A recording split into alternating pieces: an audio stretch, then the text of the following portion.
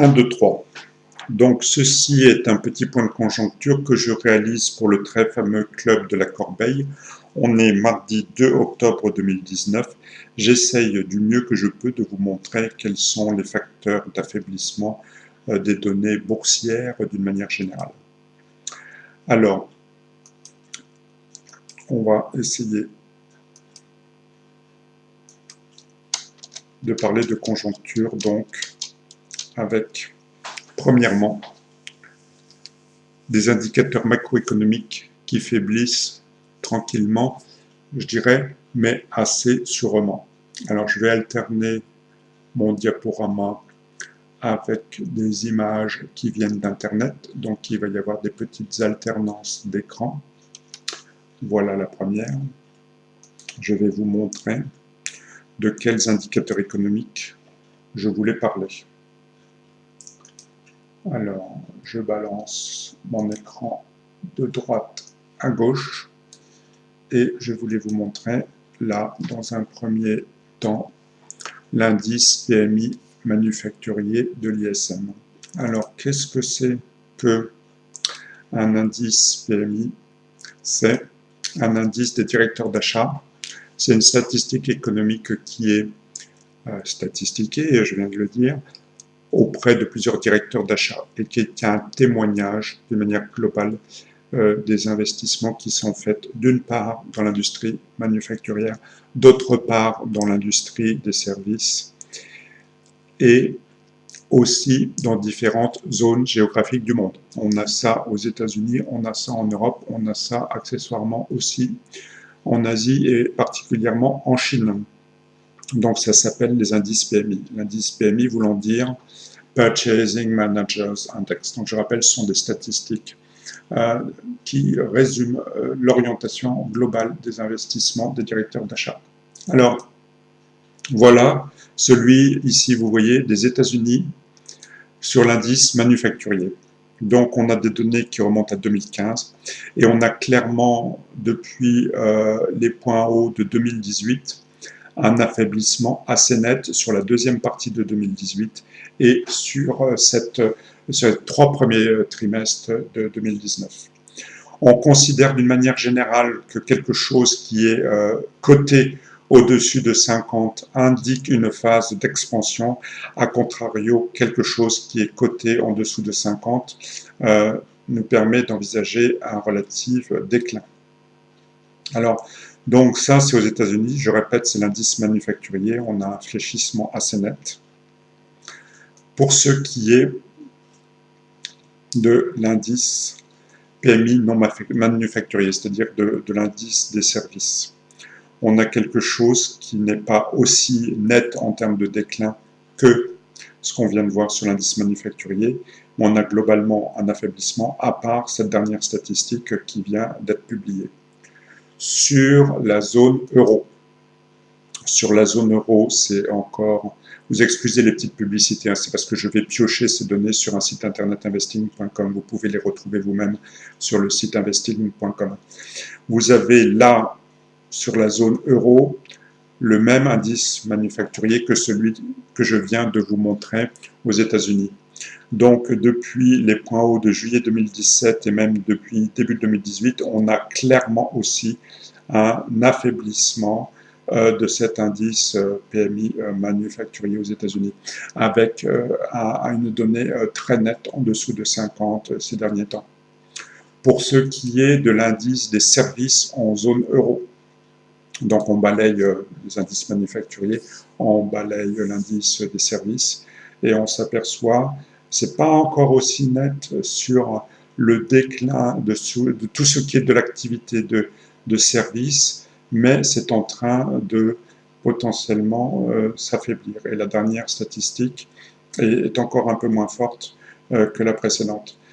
C'est intéressant à constater parce que les services étaient encore très forts jusqu'ici. Et potentiellement, il faut vérifier dans les prochaines semaines, dans les prochains mois, mais cet indice des services est en train de s'affaiblir. En Chine, on a quelque chose d'un petit peu plus nuancé. Sur l'indice manufacturier, on a quelque chose d'encore relativement assez fort, mais très proche de 50. Et pour ce qui est de l'indice des services chinois, on a quelque chose de pas complètement lisible, mais qui n'est pas parfait. Est-ce que tous ces indices suffisent à dire qu'il s'annonce la prochaine grande catastrophe macroéconomique? Non, ce n'est pas suffisant, bien entendu, mais pour autant, c'est un premier indicateur. Je vais vous montrer d'autres éléments qui prouvent un affaiblissement global et on va essayer de voir comment on peut en tirer profit. Alors, quand on a dit ça sur les indices PMI manufacturiers des services, quand on les a un peu regardés sur plusieurs zones du monde, où est-ce qu'on peut s'interroger? Ce que je sais de la bourse, du comportement des bourses mondiales, c'est que quand l'économie s'affaiblit, quand il y a même juste un peu moins de croissance que ce qui était prévu juste avant, on ne parle pas encore de récession, on ne peut pas parler de récession franche. Récession franche, c'est 3 trimestres consécutifs de baisse du PIB sur une zone donnée. On n'a pas encore ces données rassemblées sur plusieurs zones géographiques. C'est en train de se faire, mais ce n'est pas le cas. Mais malgré tout, quand il y a juste un peu moins de croissance que ce qu'on espérait avant, c'est tout ce que la bourse, elle n'aime pas. Et je vais vous montrer comment sur fin 2017, 2018, 2019, on retrouve au niveau des indices boursiers ces mêmes constats. Alors, si je prends par exemple notre fameux indice CAC 40, qui est censé représenter la façon dont se comporte l'économie française, on s'aperçoit assez nettement qu'on a ce qu'on appelle une zone de résistance, c'est-à-dire que les indices en termes de matérialisation de la courbe des prix, de la courbe de l'indice CAC 40, ne veulent pas, dans l'état actuel des choses, et même ceux-ci depuis mi-2018, ne veulent pas aller plus haut.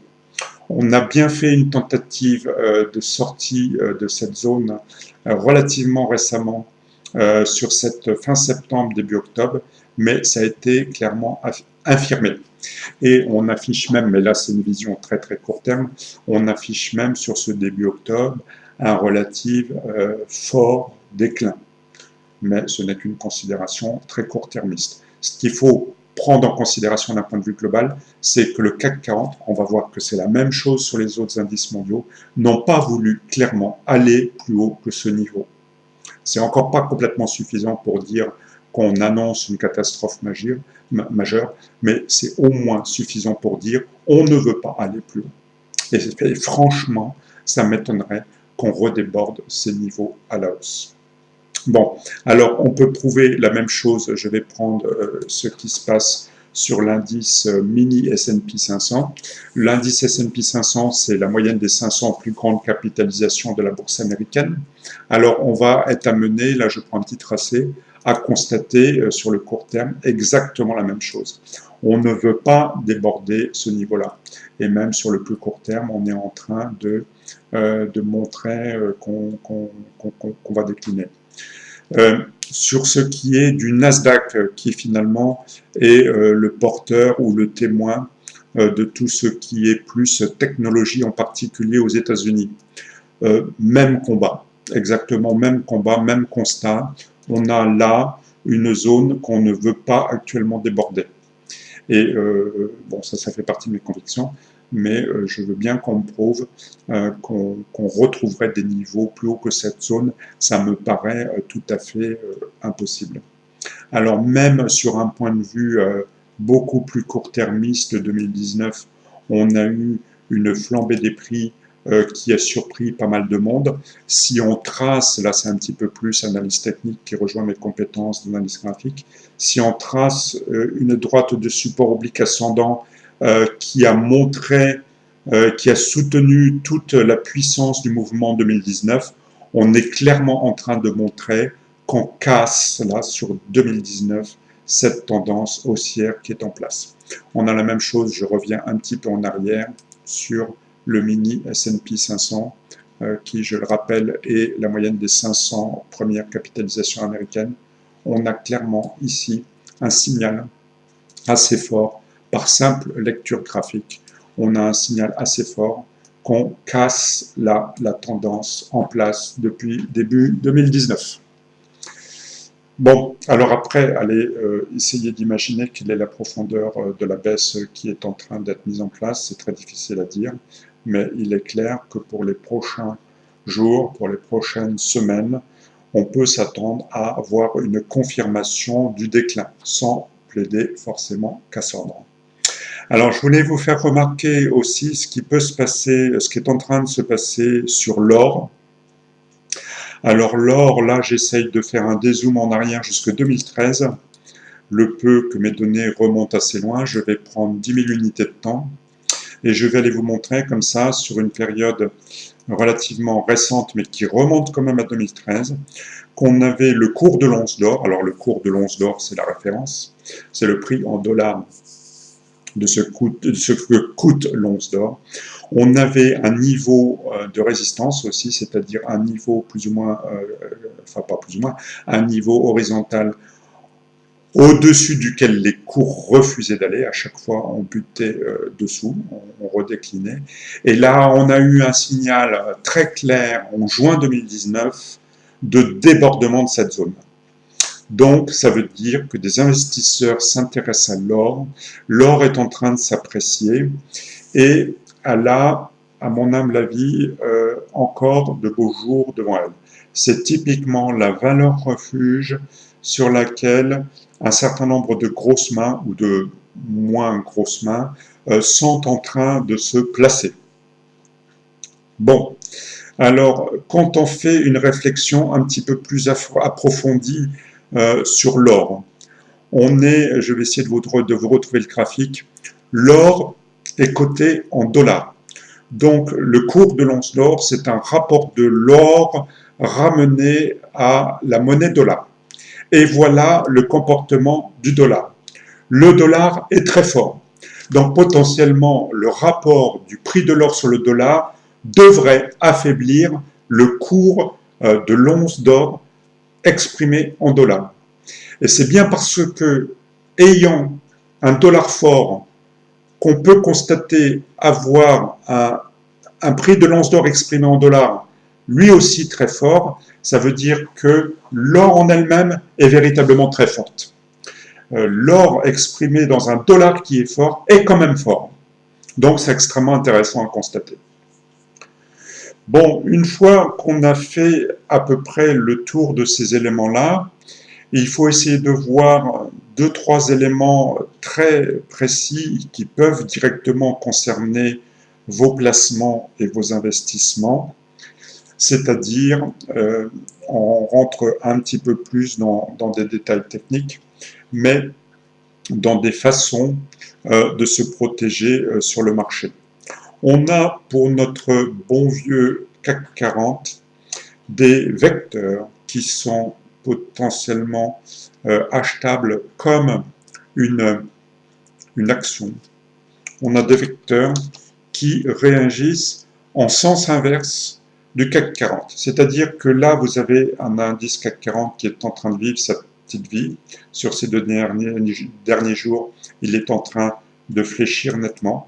Vous avez des vecteurs qui sont très intéressants, qui permettent de parier, enfin d'investir en sens contraire, donc de se protéger. Voici le comportement de ce qu'on appelle le fameux tracker BX4, qui est la réplique du CAC 40 inversé. C'est-à-dire que si vous avez une vision baissière sur le CAC 40, et vous avez le droit de le penser à l'heure actuelle, vous pouvez investir sur un vecteur comme celui-ci et faire un bout de chemin à la hausse pendant que votre CAC 40 baisse. Voilà, ça c'est une première façon de se protéger. C'est une première façon qui est calculable par rapport au montant des actifs qu'on a engagés, par rapport à un simple propos qu'on ne voudrait pas systématiquement vendre tout son portefeuille actions pour se libérer d'une démarche long terme. On peut protéger ces portefeuilles de cette façon. Il y a des produits similaires qui reviennent au même. Après, il y a l'aspect, je ne vous fais pas une longue plaidoirie sur où en est l'endettement du monde, où en est le problème du remboursement de ces emprunts étatiques, du danger qu'il peut y avoir sur les fonds en euros en assurance vie. mais je propose un alinéa. Quelqu'un qui voudrait être protégé d'un risque systémique, on a la possibilité sur le marché, je vais vous montrer un article que j'ai écrit et que je vous invite à consulter, on a la possibilité sur le marché d'aller chercher un certain type d'assurance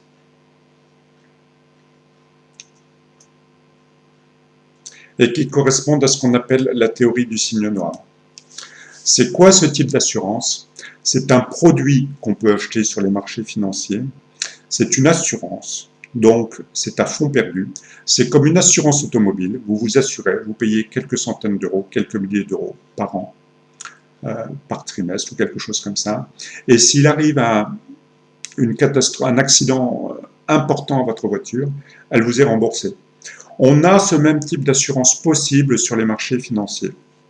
Si vous voulez garder vos assurances vie, si vous voulez vous protéger d'un risque systémique, je peux vous apprendre à découvrir ce genre de produit qui serait véritablement plus que la hauteur de remboursement du prix de votre voiture, qui pourrait, moi ça m'est arrivé sur la baisse de début 2018, d'être protégé comme ça, et d'avoir fait des rendements, parce qu'on peut parler de rendement, en termes de remboursement de l'assurance qui était extrêmement intéressant. Vous voyez, on peut visualiser à ce niveau-là, c'est des produits que j'ai achetés 1,15 €, 4,30 € et qui se sont valorisés 5, 10, 15 fois plus. Voilà, j'en dis pas plus parce que je ne voudrais pas faire trop de publicité personnelle, mais sachez, pour ceux qui seraient les plus convaincus que on a éventuellement la possibilité d'avoir un accident systémique sur les marchés, qu'il existe une façon très habile d'être protégé. Voilà, ça fait déjà quelques minutes de vidéo. J'avais promis de ne pas être très long. Quelquefois, les messages les plus courts sont les plus probants. J'espère vous avoir apporté quelque chose dans cette petite vidéo. Je vous souhaite une bonne continuation. Vous retrouvez toutes les informations sur mon site internet pascaltrichetrading.com. Vous avez pas mal de possibilités de vous faire accompagner pour tout ça, pour la bourse, pour le trading et pour l'assurance vie. Fin de publicité personnelle. À bientôt.